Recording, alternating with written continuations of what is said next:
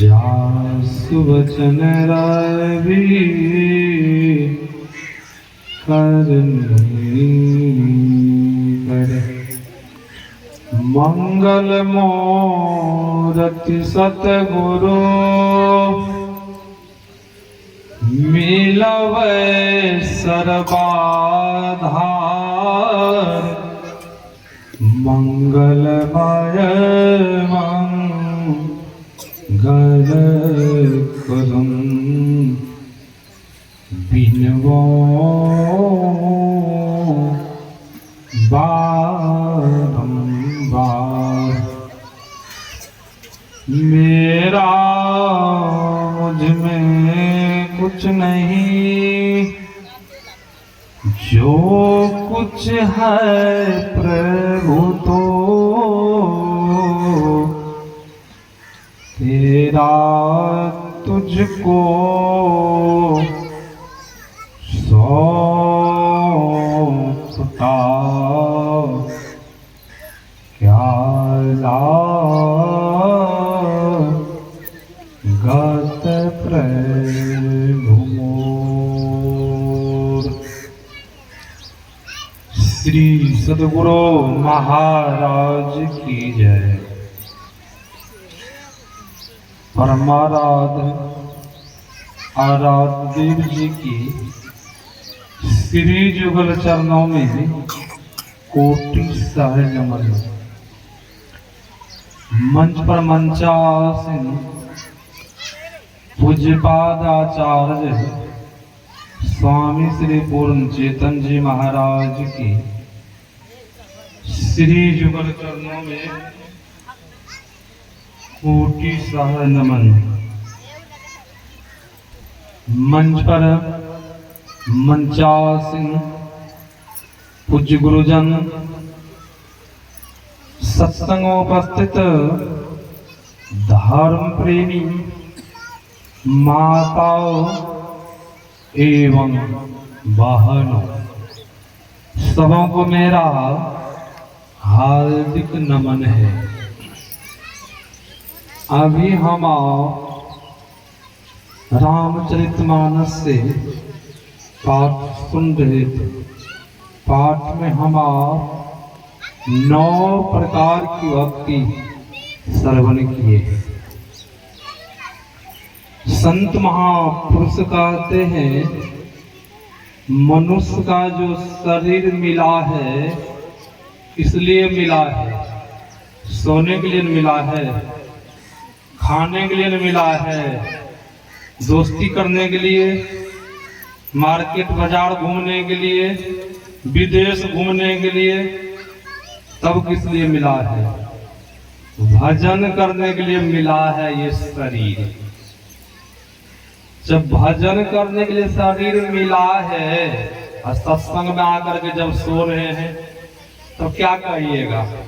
सोने के लिए मिला है।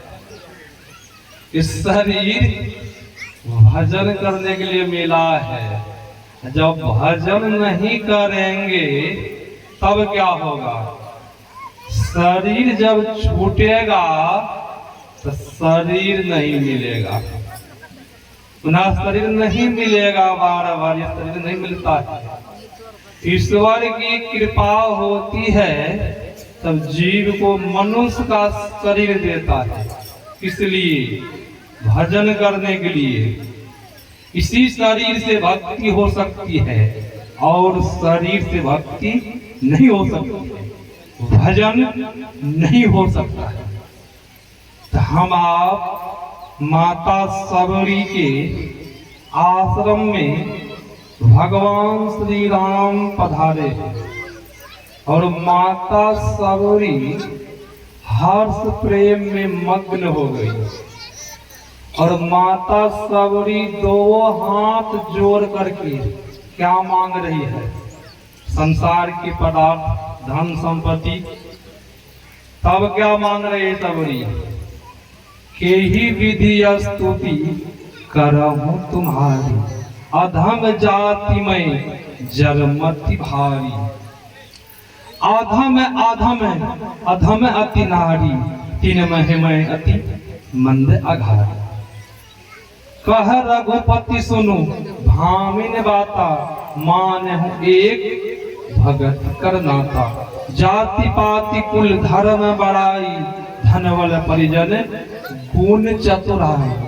भगति हीन नर सोहई कैसा, बिनु जल बारिध देखिए जैसा। माता सबरी दो हाथ जोड़ करके भगवान श्री राम से मांग रहे, हे प्रभु आप हम पर खुश है, प्रसन्न है, आप अपना भक्ति दीजिए। मैं आपका स्तुति प्रार्थना किस तरह करूं? मैं जाति की भीलनी हूं, मुझे पता नहीं है। अब देख लीजिए, और भगवान श्री राम कह रहे हैं, कह रघुपति सुनो भामिन बाता। हे भामनी, सबरी देखने में सुंदरी नहीं थी, और भगवान श्री राम सुंदरी कह रहे हैं, हे सुंदरी सुनो, मैं केवल भक्ति का नाता मानता हूँ और संसार धन संपत्ति का नाता नहीं मानता हूँ कि मानता हूँ। कहते कहते भगवान श्री राम बोल दिए, जाति पाति कुल धर्म बड़ाई। कोई जाति में उच्च जाति के हो, उच्च जाति किनको कहा है?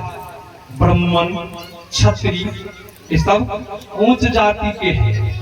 इनके अंदर में जब भक्ति भजन नहीं हो तो भगवान श्री राम कहते हैं, ये मानव उच्च जाति में है, मुझे प्यारा नहीं है।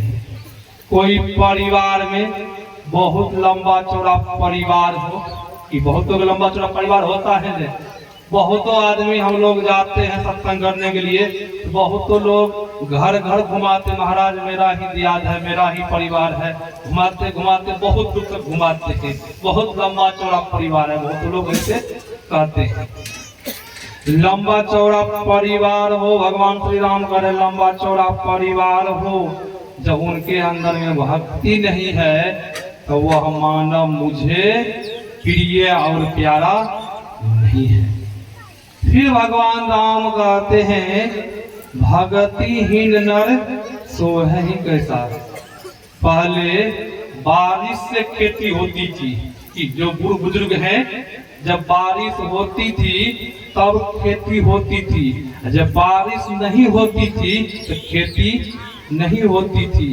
भगवान के भरोसे लोग रहते, भरोसा खेती करते थे। उसी तरह भगवान श्री राम कह रहे हैं, आकाश में बादल लगा करके अब बारिश नहीं हो तो वह बादल किस तरह देखने में लगता है? शोभाहीन लगता है देखने में वह बादल। उसी तरह भगवान श्री राम कह रहे हैं, वह नर है जिनके अंदर भक्ति भजन नहीं है। ठीक वह नर आकाश में जिस तरह बादल लगाया बारिश नहीं हुई, उसी तरह वह मानव है, वह मनुष्य है जिनके अंदर में भक्ति भजन नहीं है। और कहते कहते भगवान श्री राम कह दिए, और बाबा कबीर भी कहते हैं, भक्ति निशानी मुक्ति की। भक्ति का अर्थ होता है सेवा, और सेवा का अर्थ होता है भक्ति। बाबा कबीर कहते हैं, भक्ति निशानी मुक्ति की। संत चढ़े सब धाय, जिन जिन मन आलस किया, जन्म जन्म पचत। बाबा कबीर कहते हैं, ऐसे बहुत मानव है भक्ति भजन में बहुत आलस करते हैं। आलस बहुतों को कह दीजिए भजन भेद लेकर के भजन कीजिए, तो वो कहते हैं महाराज अभी बहुत उम्र है भक्ति करने का, भजन करने का, बहुत उम्र अभी बचा हुआ है। परमाराध गुरु महाराज जी ने कहा, दिन बीतत जावे आयु फुटावे, भजो भजो प्रभु नाम। परिजन धन सारा सुत वित दारा, नहीं आवे को काम। निज तन छुट जावे, कामों न आवे, यह जगह दुख को धाम। सब विषय पसारा, भव की जारा, या में नहीं आराम। प्रभु केवल साचा, और सब कांचा, भजो प्रभु को प्रत्याम। अंतर पथ चलो, प्रभु को पालो, प्रभु बिनु नहीं विश्राम। गुरु भेद लो सारा, खोलो द्वारा, में ही पहुंच प्रभु धाम। दिन बीतत जावे, आयु फुटावे, भजो भजो प्रभु नाम। जो बात बाबा कबीर कही, वही बात प्राद गुरु महाराज। बाबा कबीर भी कहते हैं, भजन करने में जब आप लोग आलस करेंगे तो जन्म जन्म पछताना होगा। निसैनी जो बाबा कबीर बोले हैं, निसैनी का अर्थ होता है सीढ़ी। भक्ति निसैनी, ये भक्ति रूपी जो है मुक्ति की सीढ़ी है। जब तक भक्ति हम आप नहीं करेंगे तब तक मुक्ति हम आप नहीं पा सकते, मुक्ति नहीं मिलेगी तब तक। इसलिए बाबा कबीर भी बोले, जन्म जन्म पछताना होगा। पछताना क्या होगा? 84 लाख योनि में चले जाएंगे, बहुत प्रकार का शरीर मिलेगा, तो सुख होगा, है भजन होगा आपसे। बैल के शरीर में चले जाएंगे, गधा के शरीर में चले जाएंगे, कुत्ता के शरीर में चले जाएंगे, सियार के शरीर में चले जाएंगे, भजन होगा नहीं, भजन नहीं होगा। इसलिए बाबा कबीर कहते हैं, जन्म जन्म पछताना होगा। जो लोग कहते हैं महाराज भजन करूंगा ना, अभी समय है, उनके लिए परमाराध गुरु महाराज जी कहते हैं, दिन बीतता हुआ जा रहा है। जो जन्म लिया है उसका भी दिन बीतता हुआ जा रहा है, और आयु घटती जा रही है। आयु किसी पर रही है, शरीर बढ़ रहा है, आयु घट रही है। फिर प्राण गुरु महाराज कहते हैं, परिजन धन सारा। बहुत तो आदमी देखते परिवार में, बहुत लोग परिवार के मोह में, माया में चूर रहता है, अहंकार में चूर रहता है। हम बहुत बड़े परिवार के हैं, उच्च जाति के हैं, बहुत तो ऐसे चूर रहने वाले मानव है न, उनके लिए कहते हैं, परिजन धन सारा, सुत वित दारा। सुत मतलब पुत्र, दारा मतलब पत्नी, ये सब काम आने वाला नहीं है। फिर कहते हैं, निज तन, जिस तन का हम आप बहुत भरोसा करते हैं, जिस तन को हम बहुत सजाते हैं, कि रंग बिरंगे साबुन लगाते हैं, शैम्पू लगाते हैं, जिस शरीर को सजाते हैं, इस शरीर के लिए कह रहे हैं, निज तन छूट जावे, कामों न आवे। इस शरीर काम आने वाला नहीं है, निज तन छूट जावे, कामों न आवे, यह जगह दुख के धाम। उस दुख में, दुख के धाम में पहुंच जाएंगे। धाम का अर्थ होता है घर। उस घर में पहुंच जाएंगे। कौन सा घर? जहां बहुत प्रकार का दुख है। वह कौन सा घर है जहां बहुत प्रकार का दुख है? वह है नरक का घर। उस घर में हम आप पहुंच जाएंगे। बहुत दुख होगा, बहुत कष्ट होगा न उस घर में। फिर परमाराध गुरु महाराज जी कहते हैं, ये सब संसार जो है विषय का पसार है, ये विषय का पसार है। एक प्रभु इस संसार में साचा है, और सब जितना है सब कांचा है।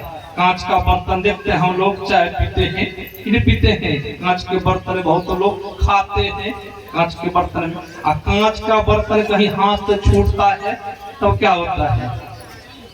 चूरम चूर हो जाता है। उसी तरह संत महापुरुष कहते, संसार ठीक उसी प्रकार है, सब परमात्मा का विषय पसार है। इस संसार में एक परम पिता परमात्मा ही सत्य है, और इस संसार में कोई सत्य नहीं है। फिर भी हम लोगों को विश्वास नहीं हो रहा है, फिर भी विश्वास नहीं हो रहा। हम आप भजन करते हैं, एक सर्वेश्वर पर अचल विश्वास पूर्ण भरोसा हम आप गाते हैं, समय आने पर विश्वास हट जाता है। कहेंगे महाराज विश्वास तो नहीं हटता है, जब किसी प्रकार के घर में घटना घटती है तब विश्वास हट जाता है। उनके लिए ऋषि मुनि ने कहा 100 वर्षा भक्ति करे, एक दिन पूजे यान, 100 अपराधी आत्मा परे 84 खान। आप 100 वर्षा भक्ति कर लीजिए, एक दिन कहीं आन पूजा कर लिए कोई देवी देवता के, आप 100 वर्षा जो भक्ति किए सब आपका पानी में चला गया, सब आपका निष्फल हो गया। 100 वर्षा भक्ति करे, एक दिन पूजे जान, 100 अपराधी आत्मा परे 84 खान। अब इतना भजन किए, सब आपका भजन में पानी फिर गया, आप 84 खान में चले जाएंगे। संत महापुरुष ऋषि कहते हैं, एक सर्वेश्वर हम आप गाते हैं, विश्वास नहीं रहता। अब विश्वास के बारे में जब वेद उपनिषद को पढ़ेंगे, विश्वास को कहा गया है, विश्वास क्या है तो भगवान शिव है। क्या है? भगवान शिव। और श्रद्धा को कहा गया है, श्रद्धा क्या है तो माता लक्ष्मी है। और विश्वास को कहीं कहीं कहा गया है भगवान शिव है, और श्रद्धा जो है वही है माता पार्वती। जब आपका विश्वास नहीं उचट रहा है, विश्वास गिर विश्वास है, संकल्प है, तभी तो आपसे भजन होगा। जब विश्वास संकल्प नहीं है, विश्वास संकल्प किनको था? राजस्थान में भक्त हुआ, उनका नाम है नरसिंह मेहता। भगवान श्री कृष्ण के भक्त थे। उनके भक्ति से प्रसन्न होकर के भगवान श्री कृष्ण आ गए।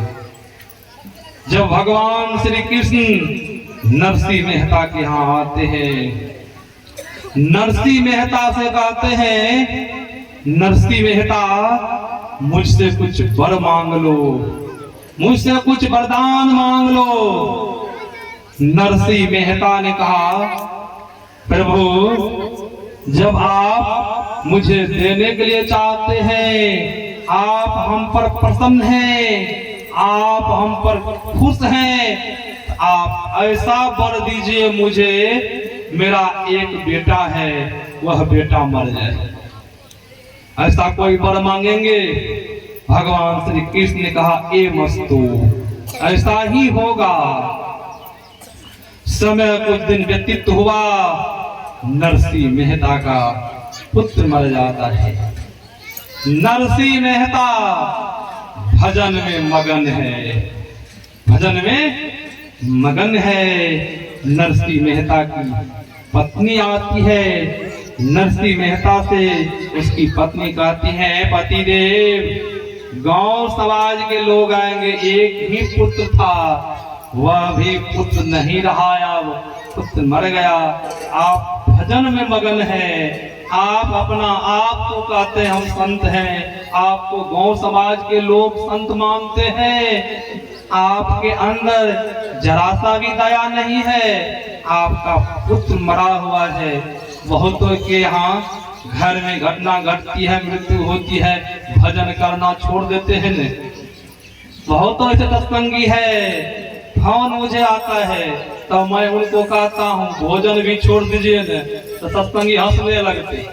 बहुत तो ऐसे भोजन छोड़ दीजिए तब न होगा, जब भजन को छोड़े हैं भोजनों को छोड़ दीजिए 5 रोज। छूतक है न, छूतक में भोजन नहीं होगा। अरे महाराज ऐसा नहीं होता है, कि ऐसा जब नहीं होता है तो परमात्मा का भजन क्यों छोड़ दिए हैं। अब नरसिंह मेहता के यहाँ पुत्र मरा हुआ है, नरसिंह मेहता भजन में मगन है। नरसिंह मेहता भजन कर रहे हैं, उसकी पत्नी कह रही है, प्रभु पुत्र मरा हुआ है। नरसिंह मेहता ने कहा, जब अब की बार भगवान श्री कृष्ण आएंगे तो मैं भगवान कृष्ण से यही मांगूंगा कि मेरा घर द्वार उजड़ जाए। अब समय व्यतीत होता है, पुत्र को जलाया, समय व्यतीत हुआ, भगवान श्री कृष्ण फिर पुनः आ गए। भगवान श्री कृष्ण कहते हैं नरसिंह मेहता कुछ वर मांग लो।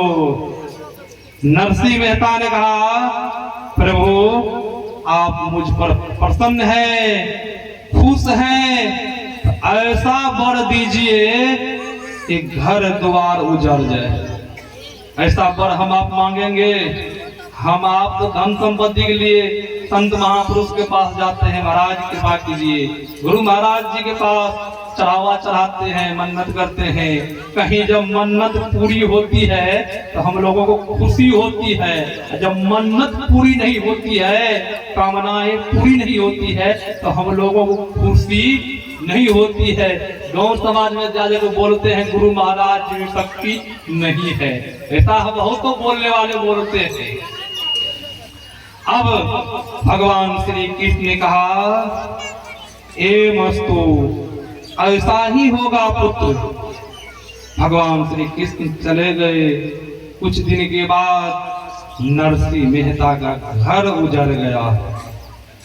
अब जब घर उजड़ गया, जब बारिश होती थी तो नरसिंह मेहता बाहर में रहते थे और नरसिंह मेहता की पत्नी कहती थी प्रभु आपके यहाँ भगवान श्री कृष्ण आए, आप ऐसा वर मांगे भगवान श्री कृष्ण से, बना हुआ घर को आप उजाड़ दिए। आप इस घर में रह रहे हैं, बारिश हो रही है, कहाँ भोजन कीजिएगा, कहाँ रहिएगा। और उसकी पत्नी कह रही है नरसिंह मेहता पहले सुंदर महल था, उस महल को आप उजड़वा दिए, उस महल को नाश करवा दिए। आप भगवान कृष्ण से ऐसा वर मांग लिए। तब नरसिंह मेहता ने कहा देवी ये घर ऐसा है कभी नहीं उजड़ता है, नो कभी बनता है। मैं तो उस घर में रह रहा हूँ, अब उस घर में वह घर कभी नहीं बनता है, नो कभी उजड़ता है। मैं तो उस छायादार मकान में रह रहा हूँ देवी। ये घर उस घर तो जो घर का बात कर रही है वो घर तो उजड़ जाता 50 वर्ष में, 100 वर्ष में, ये घर कभी उजड़ने वाला नहीं है देवी। मैं तो इस घर में रह रहा हूँ, इस पर परमात्मा का बनाया हुआ घर है, इस घर में देवी रह रहा हूँ। फिर नरसिंह मेहता के यहाँ भगवान श्री कृष्ण आते हैं। नरसिंह मेहता से कहते हैं नरसिंह मेहता कुछ वर मांग लो।